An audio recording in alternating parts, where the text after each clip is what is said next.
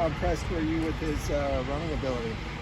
Oh, I loved it. Obviously, we don't like to see the ball on the ground, but seeing him pick that up and get his 7 yards, I saw his post on Instagram, so I was excited for him.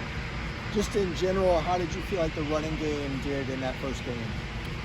I think we did okay. It was obviously the first game, so we made a lot of mistakes, but once we clean those up, I think it's going to be a lot more productive.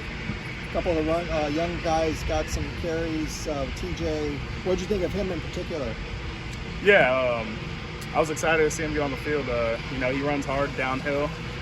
I like his playing style, so I'm excited to see what TJ does in the future also. I know so much of it for running backs, especially as they develop, is learning that patience, kind of waiting for the holes to develop. What have you seen out of Keegan in that regard, just with his production in this game, really? Yeah, I love the way Keegan utilizes his speed, especially on that touchdown run where he had, just being able to make a guy miss and just burst on him. So, I'm very excited, and I love seeing that from him. There's a bunch of Oaks Christian guys on this team now, so when you first got to UCLA, what was it like being reunited with a bunch of guys that you want to stay athletic with? Yeah, it was fun, just being up, not seeing them in a while, but, like Shea Pitts, Bo Calvert, now we got Carson.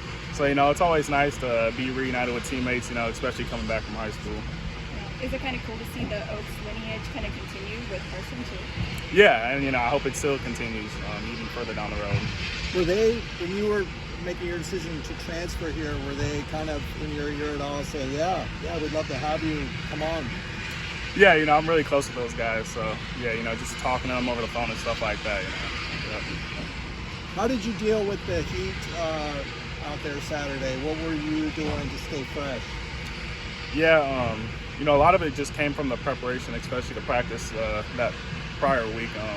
It was hot all week long, so, that gave us a big advantage in being able to prepare and hydrate and stuff like that for that game.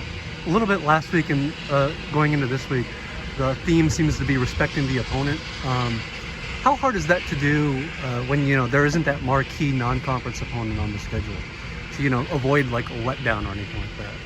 Yeah, honestly, I don't think it's really that hard. We're always going to come with the same mentality no matter who we're playing. I think that's something we're going to keep doing every single week, no matter who's in front of us. We're going to play with the same style, same physicality and speed. I know you guys do the roll drills after fumbles.